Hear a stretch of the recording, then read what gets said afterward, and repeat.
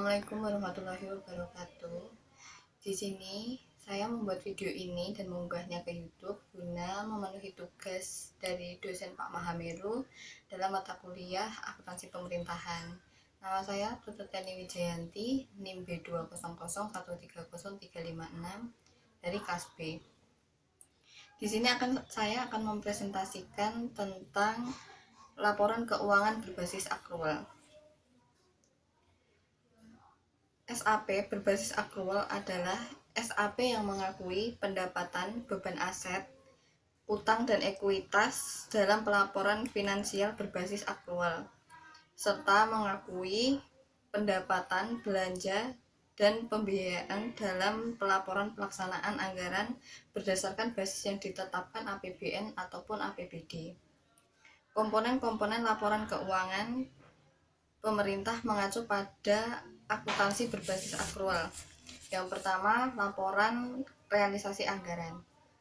Menyajikan ikhtisar sumber, alokasi, dan pemakaian sumber daya keuangan yang dikelola oleh pemerintah pusat atau daerah yang menggambarkan perbandingan antara anggaran dan realisasinya dalam satu periode pelaporan. Yang kedua, laporan perubahan saldo anggaran lebih.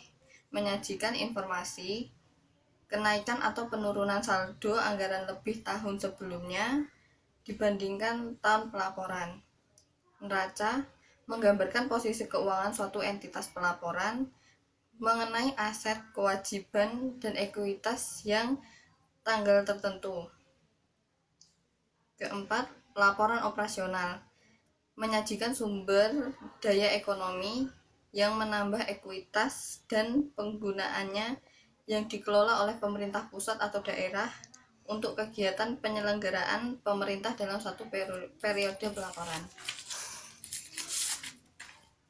Selanjutnya, laporan arus kas menyajikan informasi kas sehubungan dengan akuisisi, operasi, investasi, pendanaan, dan transteoris yang menggambarkan saldo awal, penerimaan, pengeluaran, dan saldo akhir kas pemerintah pusat atau daerah selama periode tertentu.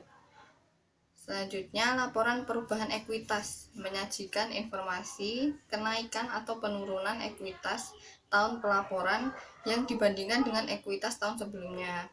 Terakhir, catatan atas laporan keuangan berisi penjelasan normatif atau rincian dari angka yang tertera dalam LRA, laporan perubahan saldo, LO, LPE, neraca, dan LAK.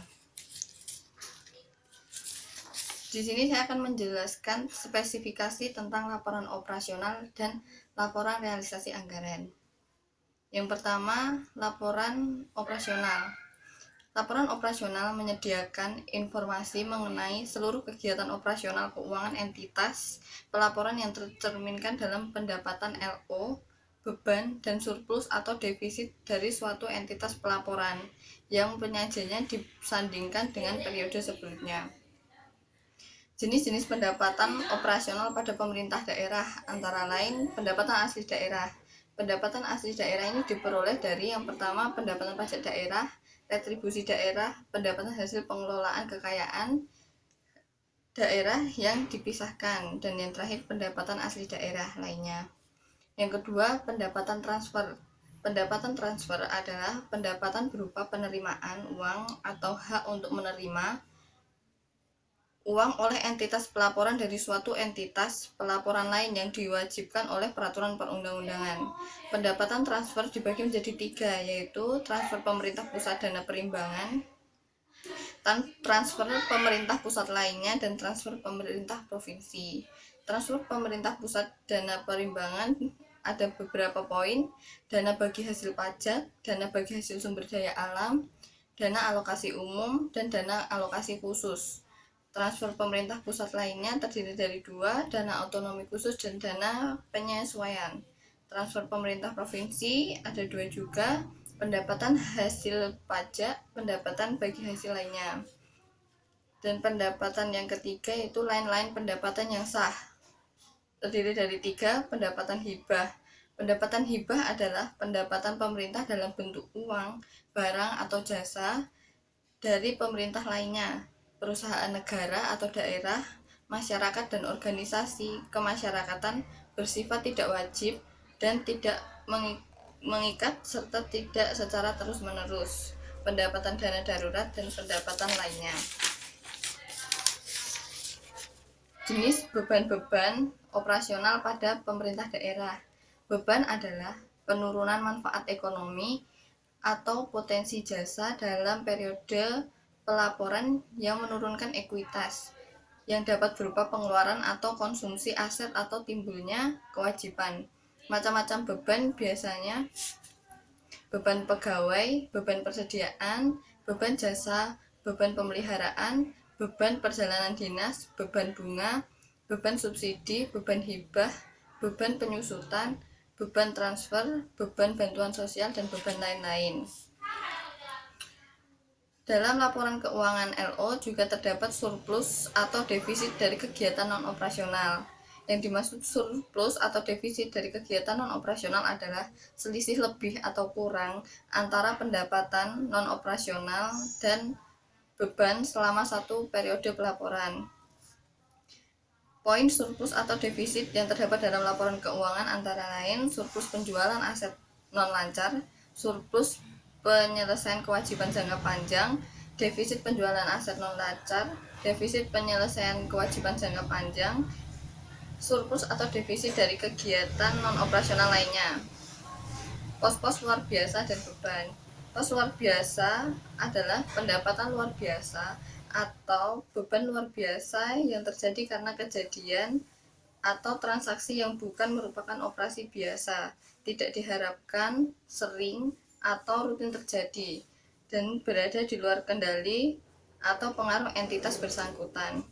Sifat dan jumlah rupiah kejadian luar biasa harus diungkapkan pula dalam catatan atas laporan keuangan. Kerangka pos luar biasa dalam laporan operasional yaitu pendapatan luar biasa dan beban luar biasa. Selanjutnya, saya akan menjelaskan tentang laporan realisasi anggaran. Penerimaan pembiayaan dalam laporan realisasi anggaran. Pembiayaan adalah seluruh transaksi keuangan pemerintah baik penerimaan maupun pengeluaran yang perlu dibayar atau akan diterima kembali yang dalam penganggaran pemerintah terutama dimaksudkan untuk menutup defisit atau manfaatkan surplus anggaran. Penerimaan pembiayaan antara lain dapat berasal dari pinjaman dan hasil investasi.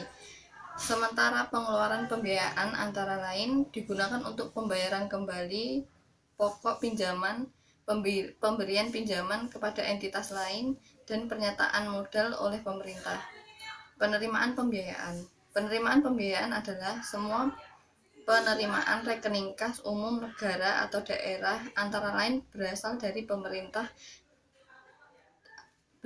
penerimaan pinjaman, penjualan obligasi pemerintah, hasil privatisasi perusahaan negara atau daerah, penerimaan kembali pinjaman yang diberikan kepada pihak ketiga, penjualan investasi penerimaan lainnya, dan pencairan dana cadangan.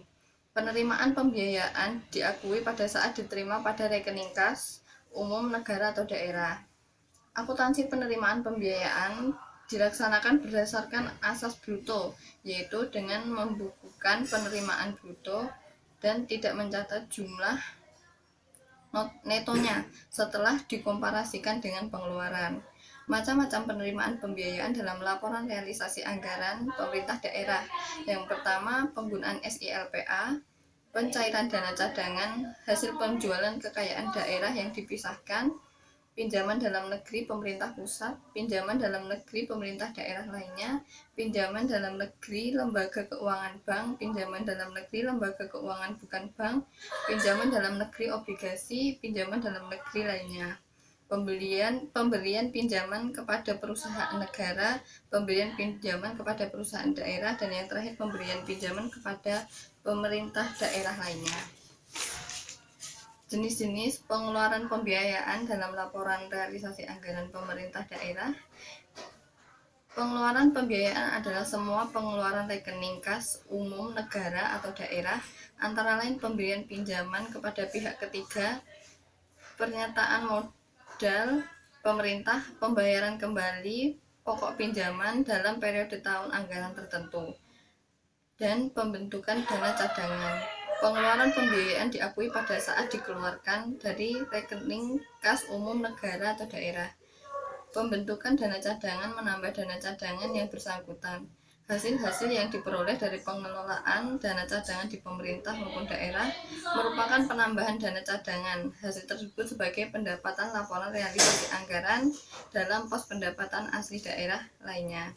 Macam-macam pengeluaran pembiayaan dalam laporan realisasi anggaran daerah.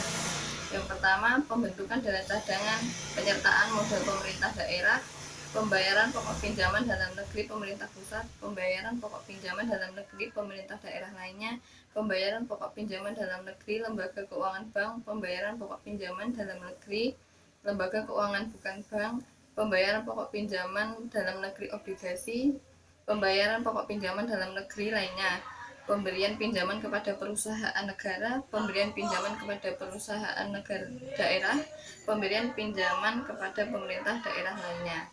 Sekian presentasi dari saya, apabila ada kurangnya mohon maaf. Wassalamualaikum warahmatullahi wabarakatuh.